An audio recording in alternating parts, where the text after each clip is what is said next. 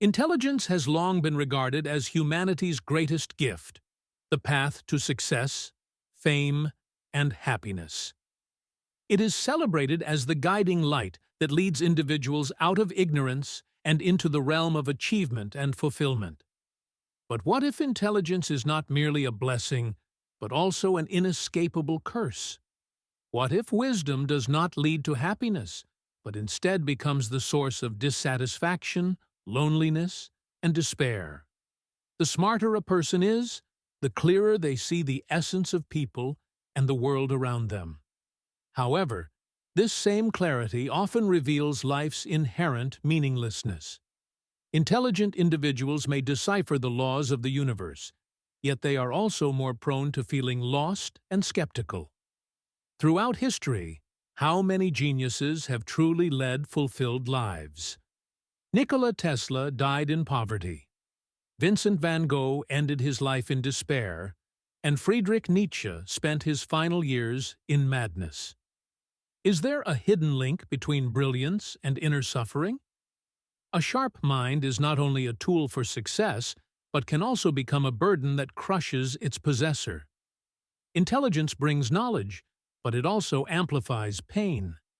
Take a moment to reflect on yourself. Have you ever felt different, unable to connect with superficial conversations? Have you ever been trapped in your own mind, overthinking to the point where life seemed to lose its meaning? If you have experienced this, you may have touched the dark side of intelligence. We will delve into the nature of intellect, understand why wisdom often leads to suffering, and explore whether there is a way to escape this vicious cycle. If any philosopher understood the agony of intelligence, it was Arthur Schopenhauer. While the world praised progress and celebrated intelligence as a means to liberate humanity from suffering, Schopenhauer painted a drastically different picture. He believed that intelligence was not a gift, but a burden. The wiser a person became, the more clearly they perceived life's tragedies. The deeper they understood the world's nature, the more they recognized its futility. This perspective was not a baseless theory, but a truth Schopenhauer experienced throughout his life. Born in 1788, he grew up in a chaotic world. His father was a wealthy merchant, perpetually anxious, while his mother was a renowned writer, distant and cold. From a young age, Schopenhauer displayed an exceptional mind, far surpassing his peers. He found no joy in trivial games or interest in the fanciful tales that entertained those around him. Instead, he spent his time contemplating the essence of life and the meaning of existence. However, his extraordinary intellect isolated him. Schopenhauer quickly realized he could not integrate with ordinary people. He saw most individuals as inferior, shallow, consumed by mundane desires and vain illusions. Unlike contemporary philosophers who often sought to explain life through optimism and progress, Schopenhauer took a different path. He viewed the world not through the lens of development, but through its most primal essence: suffering. Schopenhauer believed that all living beings were driven by an invisible force, a relentless impulse that fueled every action, desire, and sorrow of humanity. He called this force the will to live. The will. According to Schopenhauer, this will was the root of all suffering. It was a blind force, compelling people to chase endless desires without ever achieving true satisfaction. A person might crave wealth, but once acquired, they yearn for more. Someone might seek fame, but upon attaining it, they are left feeling empty. No one can escape this cycle. People cannot control their own will. Instead, they are manipulated by it, like puppets whose strings are pulled by an unseen force. The most unsettling truth is that intelligent individuals recognize this cycle's futility more than anyone else. While the average person can easily be swept up in fleeting pleasures and deceive themselves with fragile hopes, those with sharp minds see through it all. They understand that the pursuits of humanity, wealth, fame, power, are merely temporary illusions. They know that whatever is gained will eventually fade away. Nothing is eternal. When this realization becomes too stark, it leads to an existential crisis. This is why so many of the world's geniuses have ended up isolated, depressed, or even insane. The crisis emerges from a profound awareness that life is an unending cycle of desire and disappointment, a loop from which escape seems impossible. They see a truth that the majority cannot grasp. Life has no inherent meaning. Not everyone possesses the strength to accept this reality. For the intelligent, there are only two choices: either pretend not to know or accept it, and be drawn into the abyss of despair. Arthur Schopenhauer was not the only philosopher to express this view. Following him, existential thinkers like Søren Kierkegaard, Friedrich Nietzsche, and Jean-Paul Sartre echoed similar sentiments. They all recognized that intelligence is not a path to happiness. On the contrary, it often leads to a state of disorientation, a loss of connection with life, and an inability to enjoy the simple pleasures that others might take for granted.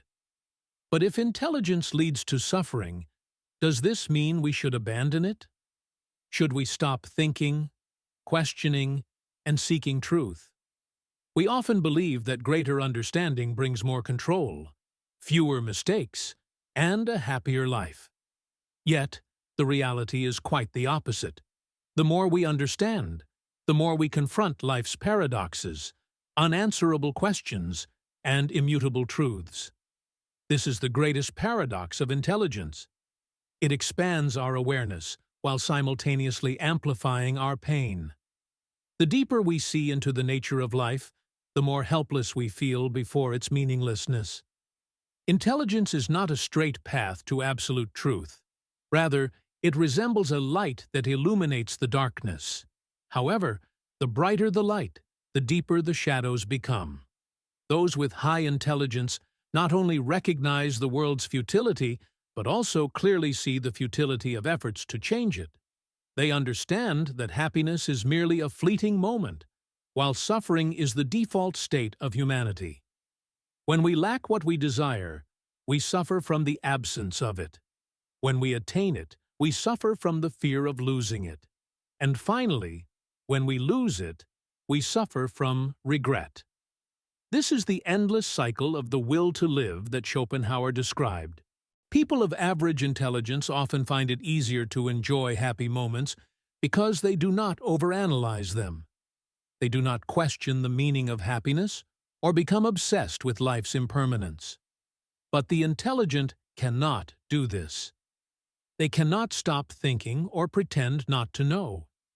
As a result, they frequently find themselves trapped in a state of perpetual dissatisfaction, a feeling that no matter what they do, they will never truly feel complete. Look at those who have reached the pinnacle of intelligence, the brilliant scientists, great philosophers, and artistic geniuses. How many of them were genuinely happy? Albert Einstein admitted that he felt lonely in his own world because no one could truly understand him. Friedrich Nietzsche, one of modern philosophy's greatest minds, spent his final years in isolation and madness. Ludwig Wittgenstein, one of the most influential philosophers of the 20th century, lived much of his life in deep dissatisfaction and profound loneliness. Why? Because they saw things that the masses could not. They understood that everything humans pursue ultimately lacks true value. They recognized that there is no objective meaning to our existence. And once this realization strikes, there is no going back. You cannot pretend that you do not know. You cannot live like others anymore. The paradox here lies in this: intelligence grants profound understanding, yet it also robs one of peace. If you remain unaware of life's inherent meaninglessness, you can still find joy in it. But if you realize that everything you do is merely part of an endless game, how would you feel? Would you keep playing or would you stop? Question everything. And if you stop, where would you go? Arthur Schopenhauer referred to this as the suffering of consciousness. The sharper the mind, the more easily it becomes trapped in questions without answers. The more intelligent a person is, the more likely they are to feel isolated because they cannot share their insights with those who do not possess the same level of thought. They often feel like misfits, seeing things others do not see yet being powerless to change them. However, this is only part of the problem. One of the greatest paradoxes of intelligence is that it not only reveals life's meaninglessness, but also renders us helpless before this realization. An intelligent person may understand the mechanisms that govern the world, but that does not mean they can alter them. They may recognize humanity's repetition of past mistakes, but remain unable to prevent it. They might foresee inevitable outcomes, yet find themselves walking toward them anyway. It is like watching loved ones make mistakes, but being unable to help them change course. This is one of the greatest tragedies of intelligence, the acute awareness of the futility in attempting to change the unchangeable. But is there a way out? Is it possible to retain one's intelligence without being overwhelmed by the suffering it brings? There is a path, but it is not the one most would expect. To understand this, we must first explore one of the most profound consequences of intelligence: loneliness. Loneliness is not merely the state of being alone. It is the feeling of being lost, even when surrounded by people.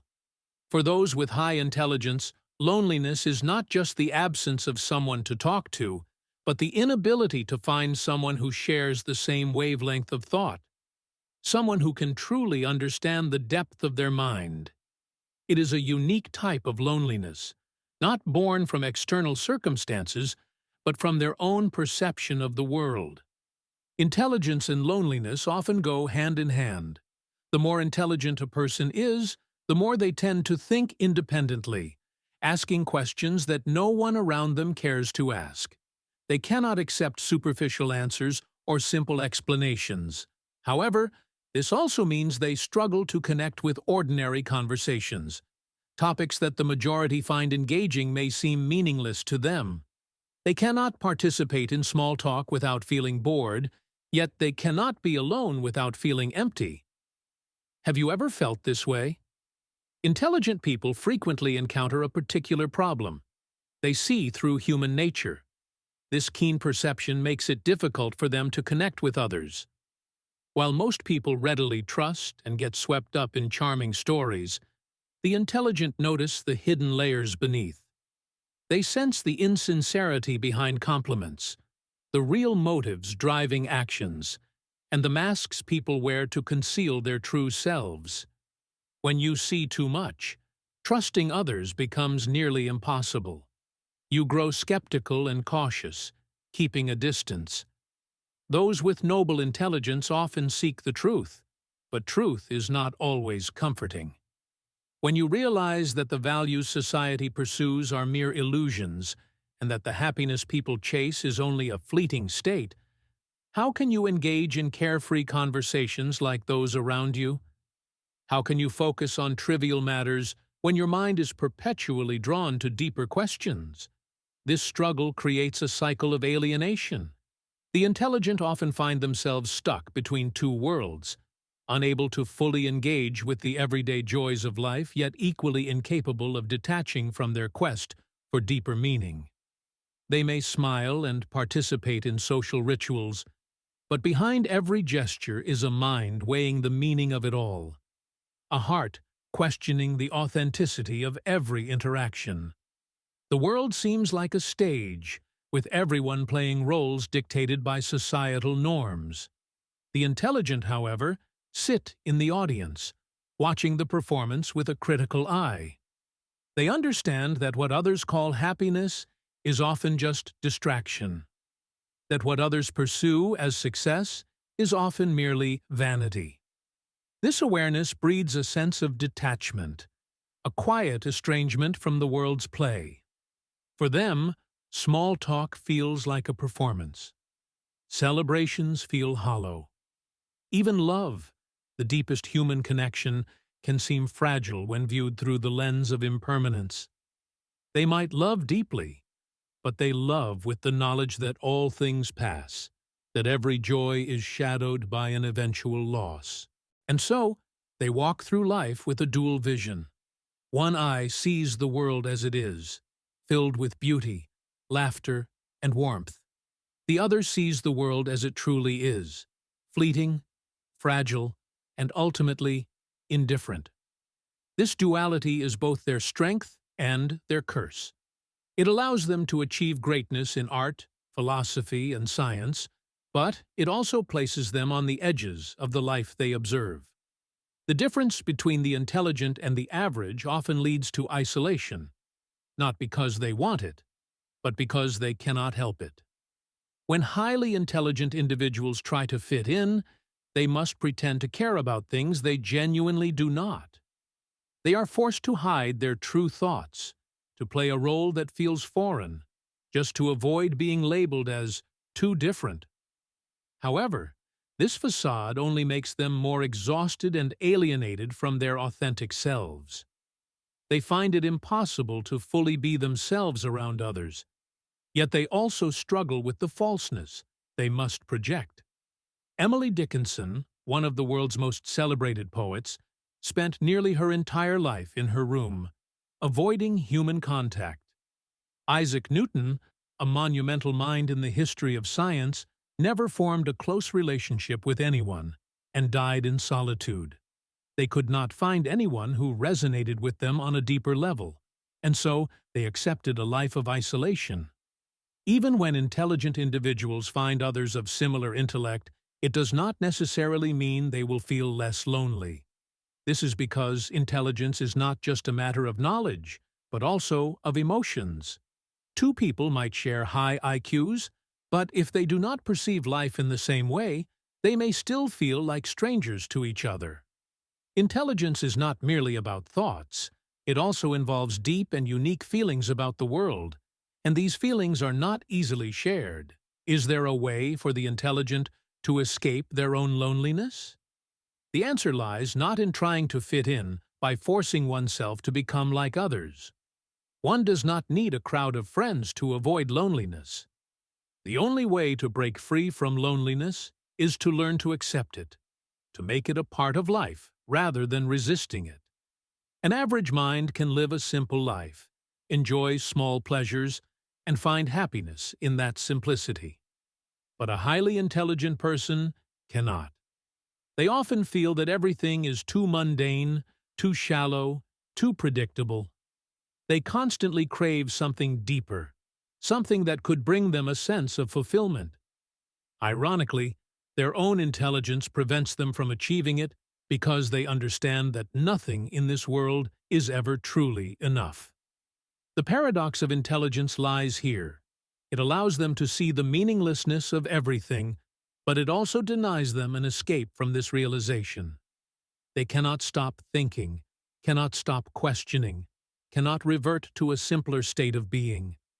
And this is the tragedy of intelligence. It not only enhances understanding, but also amplifies the intensity of all emotions, especially negative ones. Intelligent individuals do not just think more, they feel more deeply. They not only understand the world better, but also see the pain that others might overlook. As a result, they live not only with their intelligence, but also with its consequences: anxiety, depression, and hopelessness. Imagine a person with average awareness encountering a problem. They might think about it briefly and then move on to something else. But an intelligent person does not operate this way. They analyze everything in depth. They see possibilities others do not. They envision worst-case scenarios that may never happen. They cannot simply stop thinking because their brain is not programmed to do so. This overthinking leads them into a constant state of tension. They worry about things others do not consider. They perceive dangers that go unnoticed by most. They cannot stop themselves from imagining what could happen. even when they know it only makes them more tired. For a highly intelligent mind, anxiety becomes the default state. The ability to predict more scenarios also means having more to worry about. The deeper their understanding of the world, the more reasons they find to be afraid. This mental state creates a vicious cycle. The more they know, the more they see. And the more they see, the heavier the burden of existence feels. They are not only navigating the external world, but also wrestling with an internal world filled with endless possibilities and often troubling insights. This is why highly intelligent people often struggle to connect with others. While most individuals can lose themselves in surface-level joys and distractions, those with sharp minds see through the facade. They recognize the superficiality of societal norms, the temporary nature of happiness, and the inherent instability of life. Small talk feels tedious, celebrations seem hollow, and even genuine relationships can feel fragile when viewed through the lens of impermanence. They live in a dual reality, participating in life while simultaneously observing it from a detached perspective. They may laugh with friends, but part of them is always analyzing the situation. They might engage in conversations, but beneath every word, they are questioning the meaning and the motives behind them. This state of mind often leads to a form of existential loneliness. Even in a crowded room, they can feel entirely alone. Their minds wander to deeper questions, to broader perspectives, leaving them disconnected from the present moment and those around them.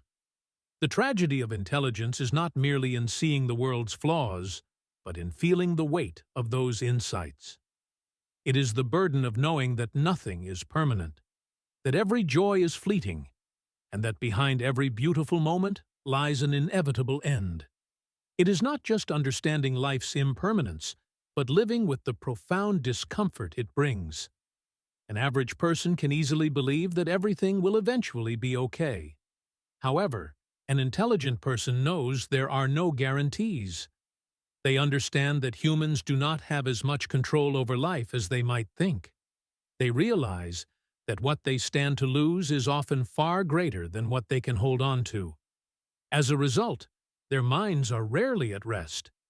But anxiety is only part of the problem. Depression is what truly erodes highly intelligent individuals. When they begin to grasp that all human efforts are temporary, that everything will eventually fade, and that nothing is truly eternal, they often find themselves sinking into a state of emptiness. Highly intelligent people frequently experience overthinking, not merely thinking excessively about a problem, but also analyzing their own thoughts. They question why they feel a certain way, dissect their emotions, and strive to understand why they cannot simply enjoy life like others. However, the harder they search for answers, the deeper they plunge into an endless loop. It feels as if they are descending into a bottomless pit, where every thought leads to another, and each question spawns even more questions. When there is no apparent escape, they begin to feel hopelessness. Despair becomes the natural state of a mind that perceives the world too clearly. Life is not so much a journey toward happiness as it is a continuous effort to avoid suffering. However, for the intelligent, avoiding suffering is nearly impossible. They are too aware of reality to be swept away by illusions. They cannot pretend that life always holds meaning. They cannot find solace in the beliefs that many rely on to continue living. This leaves them trapped between two difficult choices: accept the meaninglessness of life or struggle against it, knowing it is a battle they cannot win. Research has shown that individuals with high IQs are at a greater risk of developing anxiety disorders and depression compared to the general population. The reason is quite simple. An intelligent mind never stops searching. When it fails to find what it seeks, it often turns inward, becoming its own adversary. This is why highly intelligent people frequently question themselves, doubt everything, and feel disconnected even when they seem to have everything an average person might dream of. They might achieve career success and garner admiration from others, but inside they continue to sense a void that nothing can fill. But how does one accept this reality? How can an intelligent person stop overthinking, cease the self-torment, and break free from the whirlpool of anxiety and depression? The way to break free from this cycle lies in quieting the mind. This does not mean abandoning all desires, but rather learning how to control them, not letting them dominate the mind, not chasing external things, not being swept away by meaningless wants, and not allowing life to be dictated by what others deem important. One of the most effective methods to escape the torment of intelligence is through art, especially music. Art offers a temporary reprieve from the will to live that Schopenhauer described. When immersed in a song, a painting, or a poem, people are no longer driven by desires, no longer trapped in the loops of thought. They simply feel. In those moments, they are not controlled by the will, not bound by life's worries, but exist purely in the present. However, art is only part of the solution.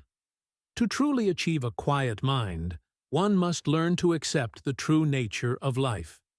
Instead of constantly seeking an absolute meaning or trying to escape the world's meaninglessness, we need to face it without fear. Suffering does not arise from reality itself, but from our resistance to it. When you stop worrying about the future, stop fretting over uncontrollable things, and simply live in the moment, your mind is truly liberated. Thus, peace is not something you can pursue. It is something you attain when you stop chasing it. But how can you practice this in everyday life? How can someone with a constantly thinking mind learn to let go? 1. Observe your thoughts without being swept away. When your mind begins to spiral into anxiety and overthinking, do not resist it, nor let it carry you away. Simply observe it. Recognize it. Then let it pass. Just like waves hitting the shore and receding. Thoughts will come and go, but you do not need to dive into the sea to hold on to them. 2. Find moments of genuine connection with the world. These moments can come through music, art, nature, or simply in the stillness of life. When you watch a sunset without analyzing it, when you listen to a song without interpreting it, when you are simply present, that is when your mind is truly free. These are the moments where peacefulness resides. 3. Accept that there are no final answers. One of the primary reasons intelligent people suffer is their constant search for an absolute truth, an ultimate meaning, a universal answer to everything. However, the human mind is not designed to possess all answers.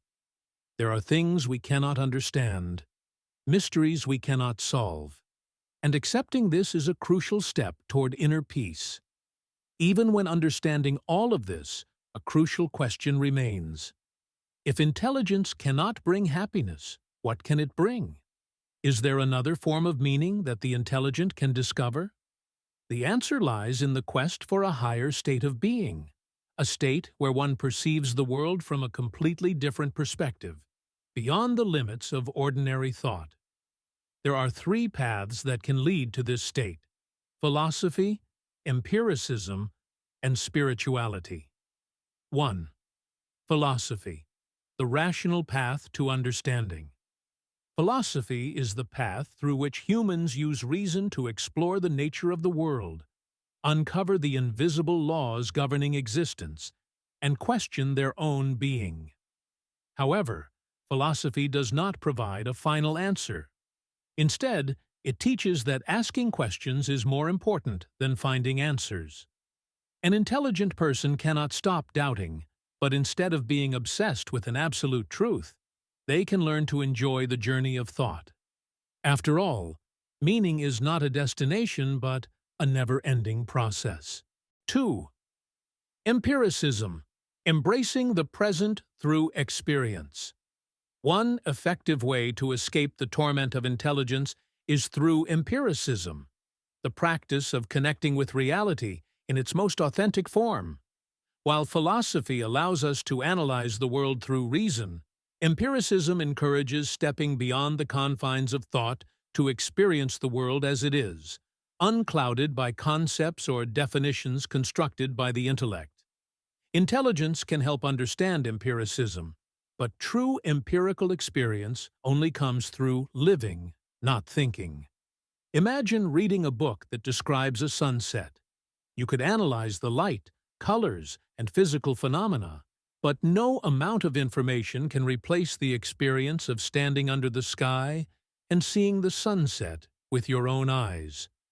Intelligence is like a map, but the map is not the real terrain. You can understand empiricism through thought, but if you stop there, you will remain forever on the outside looking in. A mind trapped in intelligence will always ask, "What is empiricism? How can I explain it? Can I be sure it exists?"